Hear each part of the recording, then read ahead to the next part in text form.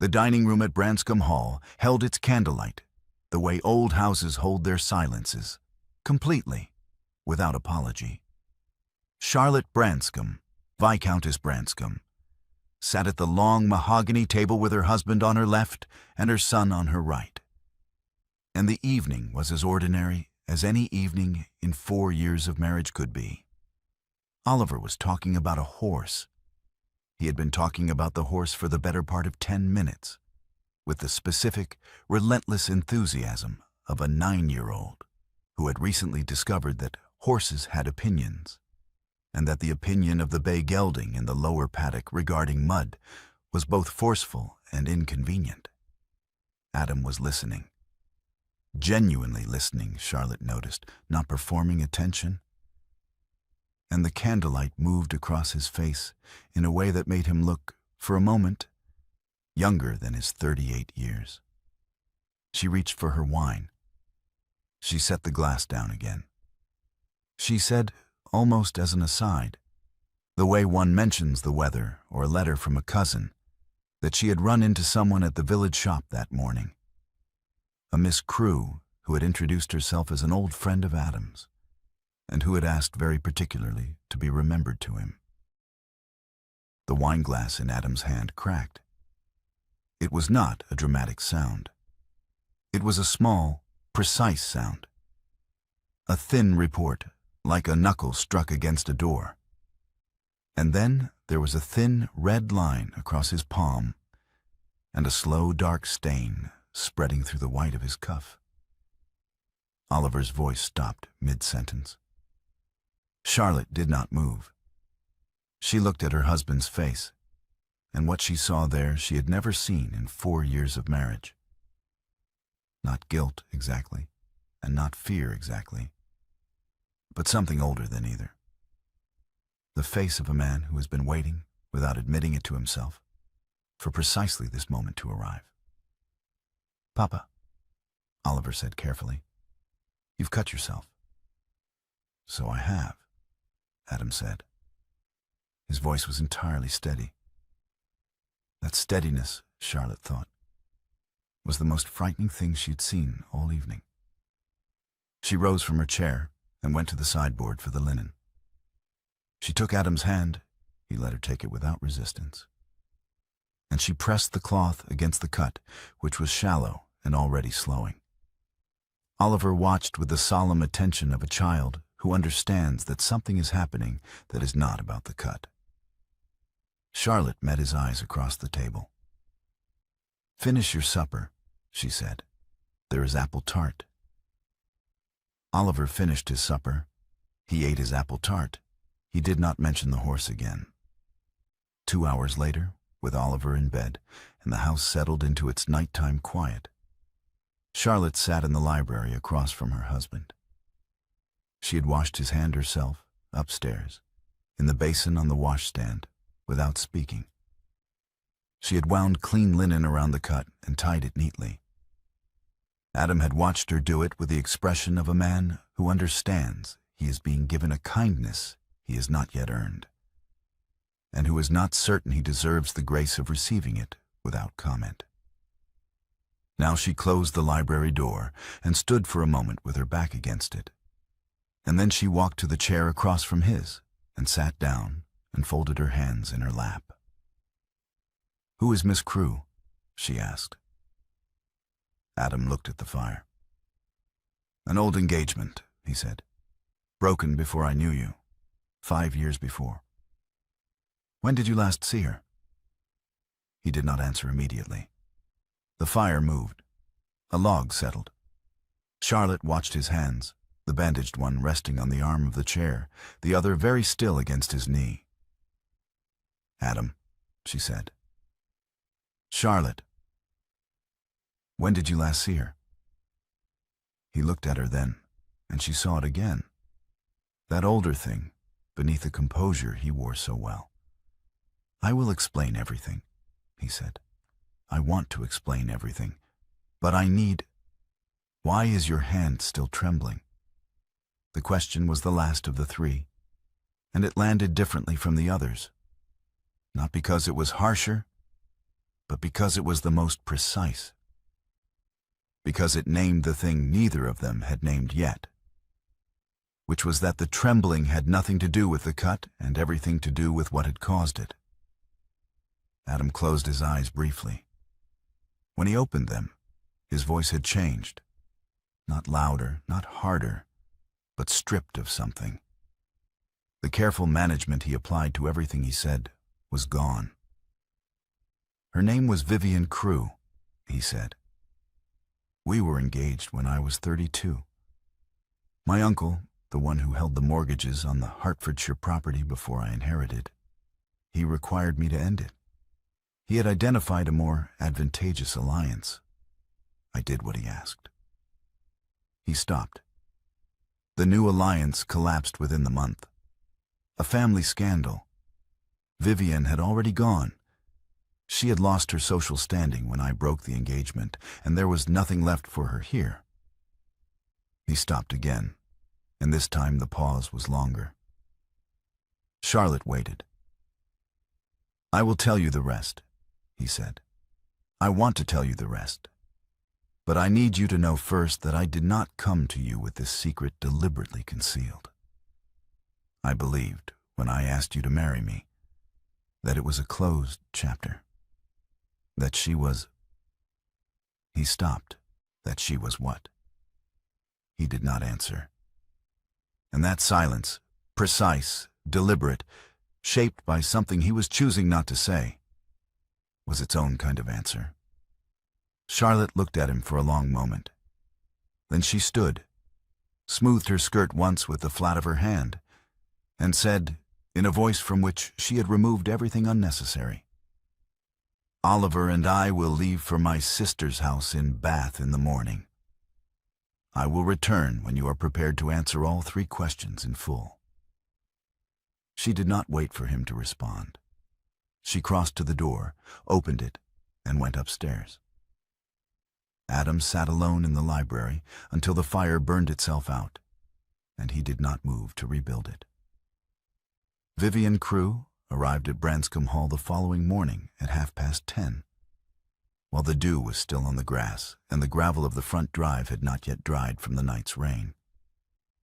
She was received in the front sitting room because Adam had not thought quickly enough to refuse her, and because some part of him, the part that had been carrying the weight of what he owed her for 5 years, felt that refusing her would be one more act of cowardice in a long catalogue.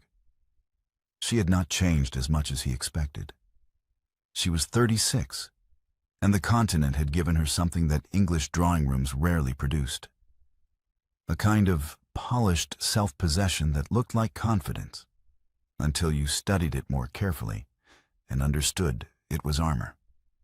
She sat across from him in the chair Charlotte had occupied the previous evening, and she did not accept tea, and she did not observe the ordinary formalities of greeting. I will be brief, Vivian said. £10,000, and you will not hear from me again. I will leave England within the month.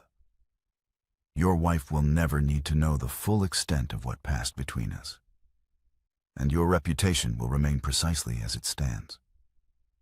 No, Adam said.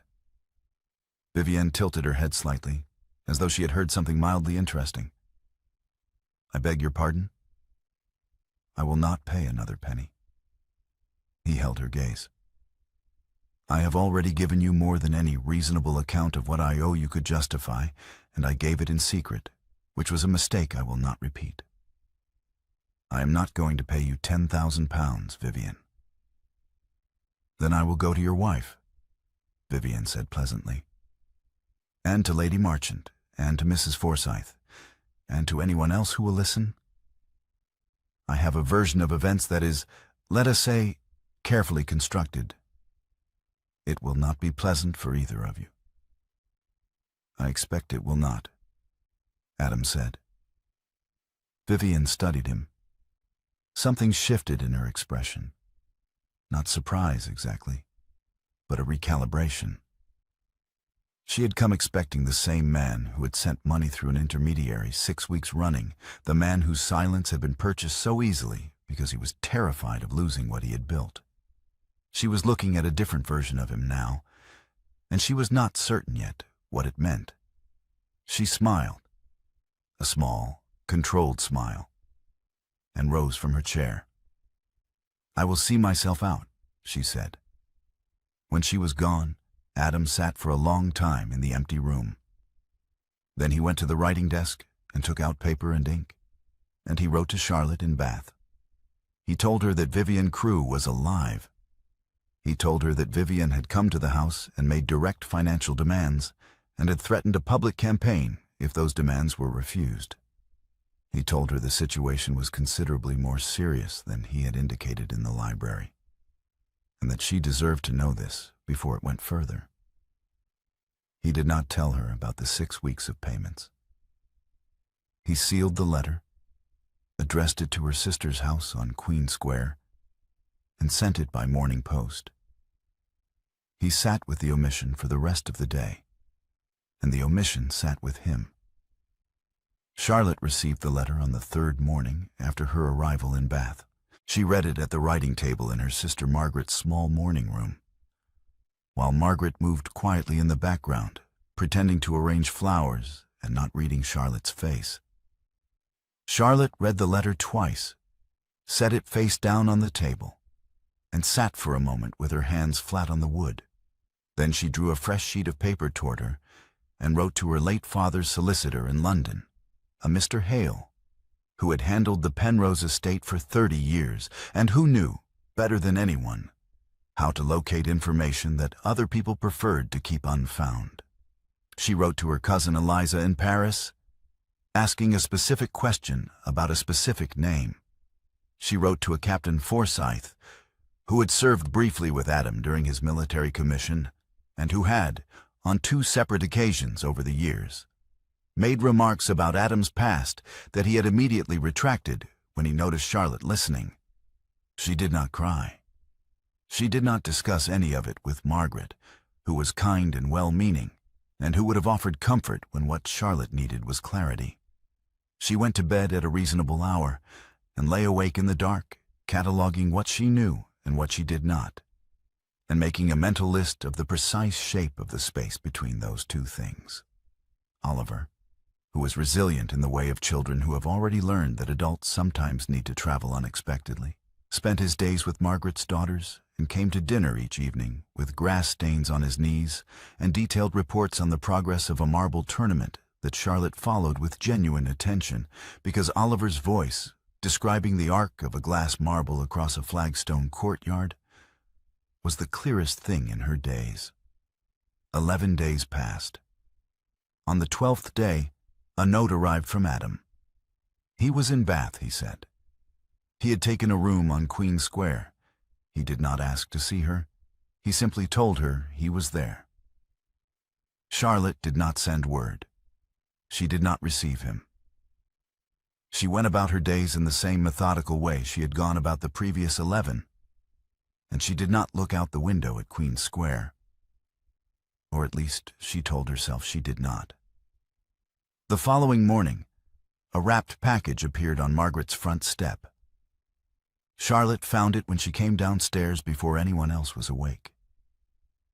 She had been sleeping poorly and had given up on sleep at 5:30. The package was wrapped in brown paper and tied with the kind of plain string one finds in a country house, not a London shop, and there was no note.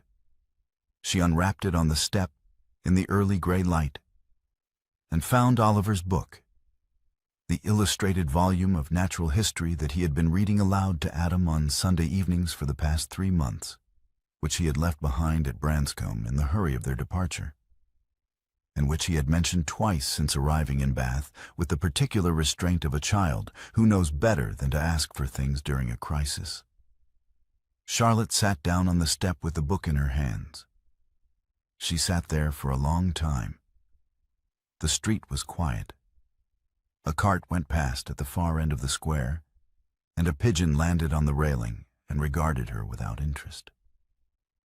She looked at the book, the worn cover, the page corners Oliver had turned down, The small pencil mark on the illustration of the red kite that Adam had made one Sunday when Oliver was not looking, so that the boy would find it later and think the bird had been annotated by history. After some time, she went inside and called for her coat.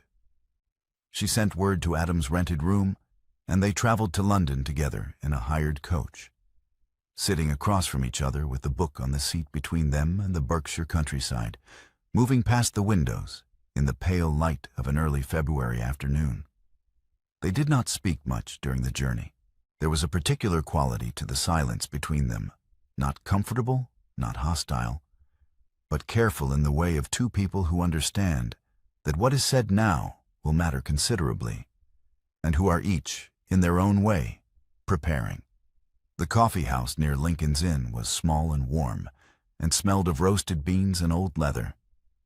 And the table Adam chose was in the back corner, far enough from the other patrons that a conversation conducted at a moderate volume would carry no further than the two people having it. Charlotte removed her gloves and ordered tea. Adam ordered nothing. "Tell me about the engagement," she said. He told her. He told her about Vivian, as she had been at 31, quick-witted, socially adept, someone who had made the best of a modest inheritance through a combination of intelligence and force of personality. He told her about the uncle, a man named Gerald Branscombe, who had held the family's financial future in his hands, and who had exercised that power with the comfortable certainty of a man who has never been refused. He told her about the morning he had gone to Vivian's lodgings and said what he had been told to say, and about the way she had looked at him when he finished. Not with anger, because the anger came later, but with a specific, clear-eyed recognition, as though she had always known that when the moment came, he would choose the path of least resistance. He told her about the year that followed, the failed alliance, the dispersal of the family money through channels that had nothing to do with him, the gradual understanding that he had destroyed Vivian's prospects for nothing. He told her about the reports from Florence 2 years later, a cholera epidemic, a list of English names among the dead that included hers, and the particular quality of grief that comes with a death you cannot verify and a guilt you cannot discharge. "I believed she was gone," he said. "When I came to you, Charlotte, I believed that with complete conviction. I was not concealing a living woman. I was carrying a dead one." Charlotte had not interrupted him once. She looked at her tea, which had gone cool.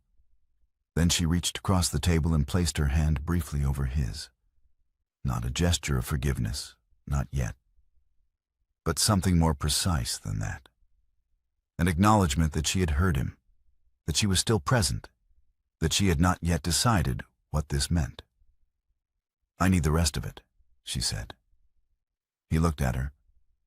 "There is more," she said. "I can hear it. Whatever you have not said, I need that too when you are ready to say it." She returned to Bath the same afternoon. Adam went back to his London lodgings. And in the drawing rooms of Mayfair, where Charlotte's name was known and her position as Viscountess Branscombe carried the particular weight of a second marriage made well, Vivian Crewe was at work. She had called on Lady Marchant twice in the past week. She had attended 2 afternoon gatherings where the right people were present, and she had said, carefully, with the wounded dignity of a woman who has been wronged and is too refined to say so directly, just enough to plant the question of Adam Branscombe's character in the minds of the women who shaped the social weather of the season. The letter from Paris arrived on a Tuesday, forwarded through Eliza's solicitor to Mr. Hale in London, and then by fast post to Bath. Charlotte opened it at the writing table in the morning room while the fire was still being laid, and she read it in the thin winter light coming through the window. It was thorough. Eliza's solicitor had been thorough in the way of men who understand that thoroughness is the only form of kindness available in certain situations. The letter detailed debts outstanding in Paris, substantial ones, accrued across 4 years. It named 2 husbands, a Monsieur Devereux, who had died 18 months after the marriage of causes the letter described with careful neutrality, and a Signor Castellano, who had died 11 months after his. Both men had been considerably older than Vivian.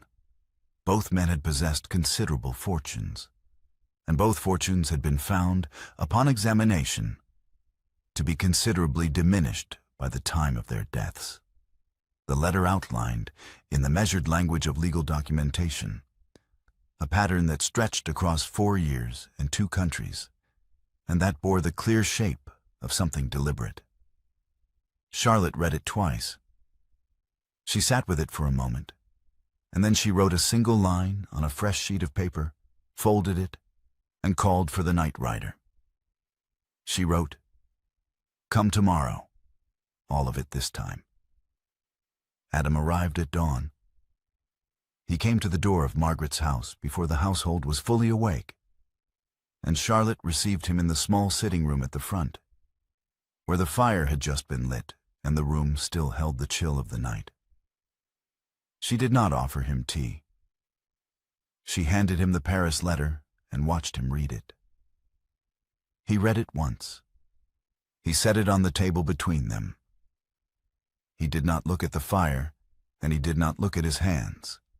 He looked at her. 6 weeks, he said, before I told you any of it. I knew she was alive for 6 weeks before the evening at dinner, and during those 6 weeks I was paying her. Through an intermediary, a man in London who passed money to her in exchange for her agreement to leave the country. He stopped. He drew a breath that was not quite steady. I told myself I was protecting you. I told myself that if you knew, you would leave, and that the marriage we had built, the life Oliver has, would be destroyed. I told myself the payments were manageable, and that she would go. He stopped again. She didn't go. She took the money and she used the 6 weeks to build her position here, and my silence was the thing that gave her the time to do it. Every payment was a piece of leverage I handed her voluntarily. The sitting room was very quiet. Outside, a cart horse went past on the street, and the sound of its hooves faded into the ordinary morning. Charlotte did not speak for a full minute. She sat with what he had said and let it settle into its full shape. And she did not look away from him. And she did not give him the comfort of her expression, telling him how she felt before she was ready for him to know. Then she reached across the table and took his right hand, the bandaged one, still faintly marked beneath the healed skin, and she held it against her cheek. His hand was cold from the morning ride. She held it there until she felt the cold leave it. "From this point," she said, "we act together, or we do not act at all." He did not speak. He turned his hand slightly against her cheek, a small movement, barely perceptible. And then she lowered his hand and released it and said, "We have work to do. Tell me everything you know about where her debts are held." They worked for 3 weeks, not from the same roof. Charlotte had established that as a condition, and it was a reasonable one, and Adam did not contest it. But from a shared purpose that was, Charlotte recognized, something new in their 4 years of marriage. They had been companions. They had been kind to each other. They had been, in all the ways that mattered to the people who observed them, a well-matched pair. But they had never worked together on something that frightened them both. And the difference between companionship and partnership, she was discovering, was exactly this: the willingness to be frightened in the same direction. Adam identified a small property outside Hertfordshire, a farmhouse and 12 acres that had come to him through the same uncle whose interference had started all of this. He arranged its sale. The sum it produced was set aside in a separate account to discharge what he genuinely owed Vivian. Not the 10,000 pounds of extortion, but the real debt. The one that predated all of this. The loss she had suffered when the engagement was broken and her standing destroyed. Calculated honestly and set down in writing by Mr. Hale. Charlotte located Mrs. Kemble through Eliza's network, a cousin of Vivian's, who had watched the two Paris marriages from a distance, and who had, for reasons of her own, reached the point at which silence felt like complicity. Mrs. Kemble agreed to provide a written statement. Her statement confirmed the pattern the Paris document suggested, and added 3 specific instances of financial manipulation that the legal records could only imply. Mr. Hale obtained certified copies of the Paris records and had them witnessed by 2 officers of the court. The morning before the Cavendish ball, Charlotte and Adam sat at the table in the small London house she had taken for the week, with the documents arranged before them in the order in which she intended to use them. The fire was good. The light through the windows was the thin, clear light of early March. They had been through the papers twice already, and Adam had gone through them a 3rd time on his own the night before, and there was nothing in them now that surprised either of them. Adam stood to go. He reached for his hat and coat. Charlotte stood with him, and as he turned toward the door, she stopped him. One hand flat on the lapel of his coat, not pulling, just present. "When this is finished," she said, "I need to know that you will be a husband who tells me everything. Not only the things that are easy, the things that frighten you." He looked at her for a moment, not the careful, managed look she had known for 4 years, but the open one she had first seen the night the glass cracked. "Yes," he said. She kissed him once, slowly, with her hand still against his lapel. It was not the careful kiss of a woman who has made a practical decision about marriage. It was the kiss of someone who has chosen, with full knowledge of the cost, to choose again. Adam stood very still for a moment after she stepped back, as though he needed a moment to locate himself. "Go," she said. "Sleep. Tomorrow we end this." He went. 2 days before the ball, word had come through Mr. Hale that Vivian had secured an invitation through Lady Marchant, and not merely an invitation, but a stated intention, communicated in the way that things are communicated in London drawing rooms, which is to say through a chain of whispers that arrives at its destination perfectly intact. She intended to make a declaration at the Cavendish ball. She intended it to be public, witnessed, and irrecoverable. Charlotte and Adam spent the day before the ball in the rented house, going through the sequence one final time. They decided what Charlotte would say, and in what order. They decided how to handle Lady Marchant if she attempted to intervene. They decided where Adam would be when Charlotte arrived, and how much time she would need before he crossed the room to her, and what his presence beside her would communicate to the assembled guests that words could not. It was during this afternoon that Charlotte found herself pressing her memory into service, reaching back deliberately for something solid. She remembered a morning 3 months before their wedding, when they had been sitting across from each other at a tea table in the Penrose drawing room, and Adam had set down his cup and taken her hand and asked her, quietly and without ceremony, whether she was certain she wanted to marry a man who had loved and lost someone. Not whether she was certain she wanted to marry him. But that specific question, phrased in that specific way, which told her that whatever else he was not a man who would pretend his past was simpler than it was. She had said yes. He had pressed her hand once and released it. She had said yes because she trusted him, and because Oliver needed a father, and because she was tired of being alone in the careful life she had built. She had not said yes because she was in love with him. She understood now, sitting across from him with the documents between them and the fire burning low, that the love had come later, slowly, without announcement, in the ordinary accumulation of 4 years of mornings and evenings, and a child's voice asking questions that needed 2 adults to answer.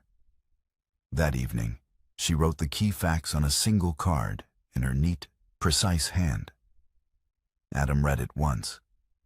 He did not ask to change a single word. The Cavendish ballroom in early March was lit by 3 chandeliers at full capacity, and the light they cast was the particular, merciless light of a room that has been arranged for maximum visibility. The guests were numerous.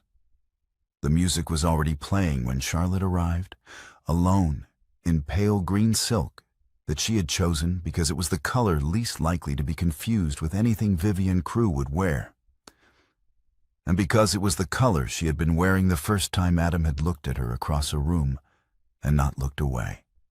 She stood for a moment at the entrance to the ballroom and found Vivienne with her eyes. Vivienne was near the doorway to the east corridor, speaking with Lady Marchant, and she had not yet seen Charlotte arrive.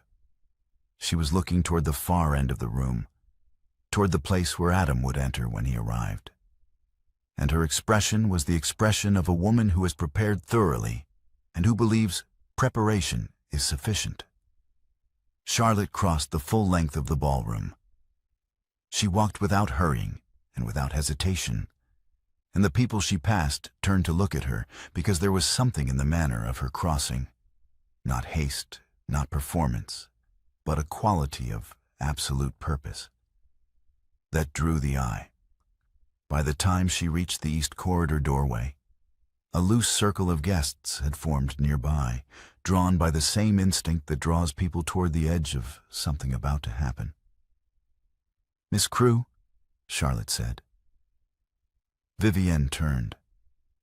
For a fraction of a second, a very small fraction, quickly controlled, something moved across her face that was not composure.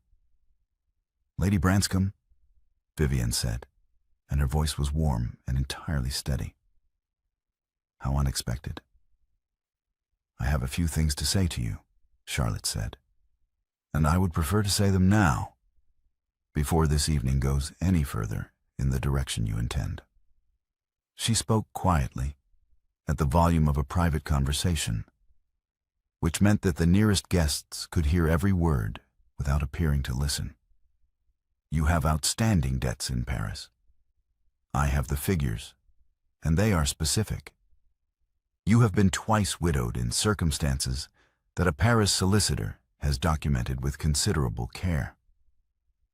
You have spent 6 weeks cultivating this city's hostesses with a version of events that is designed to look like an injury and function as a weapon." Vivienne's smile remained precisely where it was, but its quality changed. It became the kind of smile that is held in place by will rather than feeling. "I am going to pay you," Charlotte continued. "The legitimate debt. What my husband genuinely owes you for the broken engagement, for the loss of your standing, for the damage done to your life when he made the wrong choice under his uncle's pressure. That sum has been calculated honestly, set down in writing, and will be paid in full before dawn, witnessed and recorded at Lincoln's Inn. You have my word on that, and my name on the instrument alongside his." She paused. The nearest guests had stopped pretending to do anything other than listen. "But I will not pay a single penny beyond that sum," Charlotte said. "Not the 10,000 you demanded at Branscombe, not anything your solicitor invents between now and morning, not 1 shilling of the manipulation, because that is what it is, and we both know it." Vivienne opened her mouth. "I am not finished," Charlotte said, without raising her voice at all. Vivienne closed her mouth. Charlotte turned slightly, so that the circle of guests was addressed as naturally as if she had planned to speak to them from the beginning, which she had. "My husband was engaged to Miss Crewe 5 years before he knew me. she said. He broke that engagement under family pressure, and the damage it caused her was real. He made the wrong choice, and a woman's life was materially harmed by it. He has spent the years since carrying that debt, and he has been carrying it imperfectly, in silence, in secrecy, in the particular way that men carry guilt when they are more afraid of their own conscience than of the truth. She did not look away from the circle. What he and I are doing now is addressing that debt honestly and on the record. What we are not doing is submitting to a campaign that has nothing to do with justice and everything to do with the debts Miss Crewe accumulated across 4 years in Paris and 2 marriages that left their husbands considerably poorer than she found them. The silence in the immediate vicinity of the East Corridor was absolute. Vivienne's smile was gone. In its place was something Charlotte recognized from the Paris documents. The expression of a woman who has been outmaneuvered and who is calculating rapidly whether there is a move remaining. There was not. Charlotte could see the moment Vivienne reached that conclusion. Lady Marchant stepped forward. "Lady Branscombe," she said.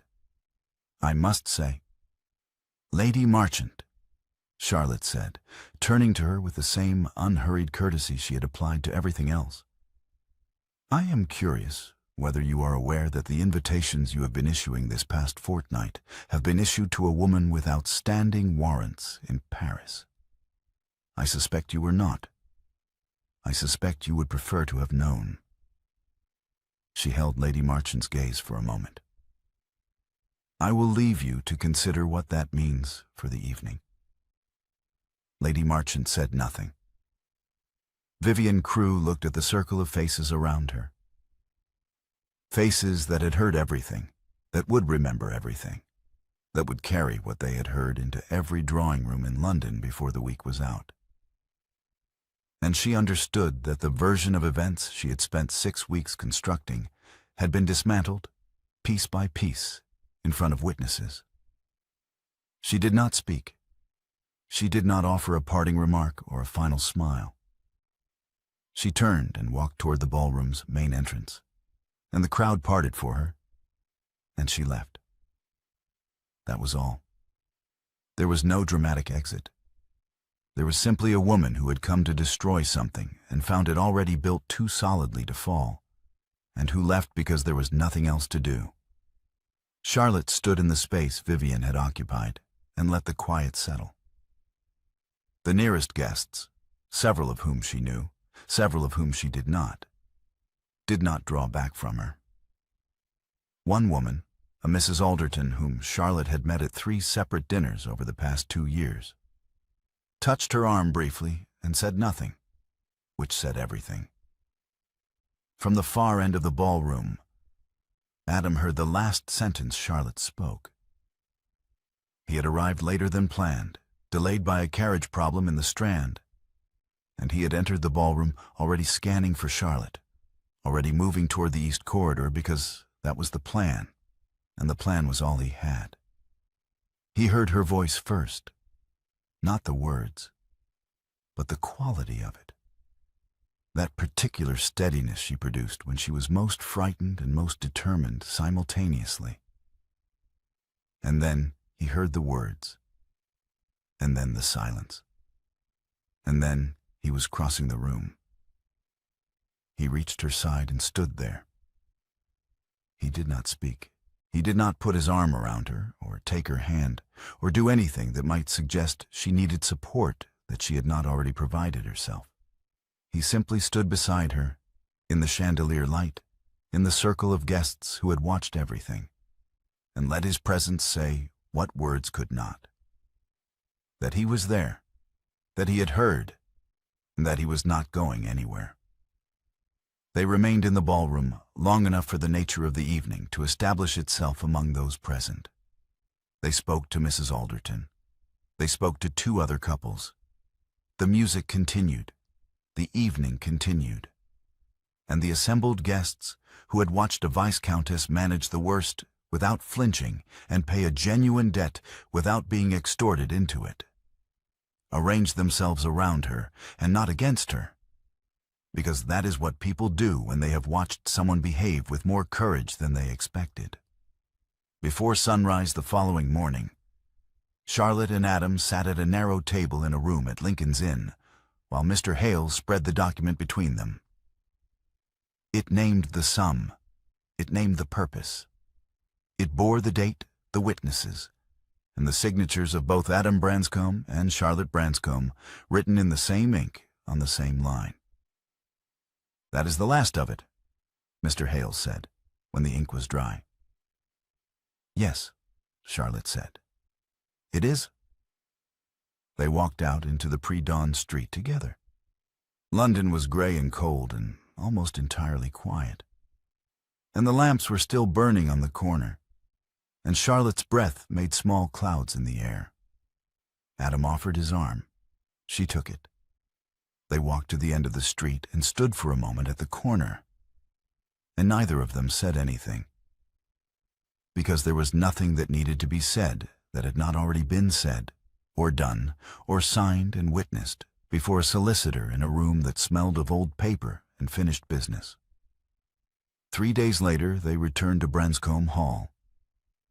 Oliver was already there, brought up from Bath by Margaret, who had delivered him with the efficient affection of a woman who has understood more than anyone told her and has chosen to express that understanding through practical action. He met them in the drive with the information that the bay gelding had developed a new opinion, this time regarding the feed bucket, and that the opinion was both forceful and inconvenient, and that he had personally negotiated a compromise that he considered satisfactory to all parties. Adam listened to this report with complete seriousness. Charlotte watched his face while he listened. That night the library fire burned low and comfortable, and Charlotte sat at the desk with the household ledger and worked through the last of the London accounts, entering figures in her neat hand, drawing a line beneath the final entry. Adam sat across from her in the chair by the fire, reading or holding a book open, which was close enough. At some point the fire needed no more attention, and the ledger was closed, and Adam extinguished the lamp on the mantelpiece, and the room went dark except for the last of the coals. They went upstairs. The next morning came through the dining room windows in long, level bars of early light. The sideboard held a fresh jug of water and a small vase of whatever the kitchen garden had offered up to the cold. Nothing much, but present. 2 coffee cups sat on a single tray. The table was set for 3. Oliver's voice came from the corridor first, the particular caring quality of a 9-year-old who has not yet learned to modulate his volume before breakfast, asking whether it was time for his riding lesson, whether the bay gelding's opinion of the morning was known, and whether someone had seen his left boot. Adam stood at the dining room window with his coffee and watched Charlotte and Oliver cross the lawn toward the stables. Oliver was talking. He was always talking. And Charlotte was listening, her head tilted slightly toward him. And the light was the pale, clear light of an early March morning that has not yet decided to be warm. The grass was still gray with dew. The horses were moving in the paddock. The day was completely ordinary. Adam set down his cup. He had not broken a glass in some time. He had not, he realized, been waiting for anything in some time. Not for news from London, not for a letter from an intermediary, not for the particular silence that follows a secret held too long in a small space.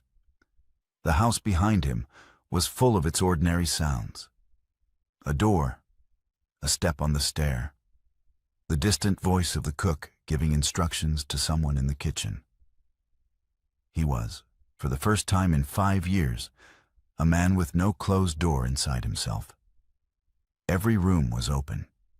Every window let in light. It was not comfortable in the way that concealment is comfortable. That narrow, temporary, provisional comfort of a man who has avoided a reckoning for another day. It was something else entirely. The particular ease of a man who has nothing left to protect except the things that are actually worth protecting. And who knows, finally, the difference between the two.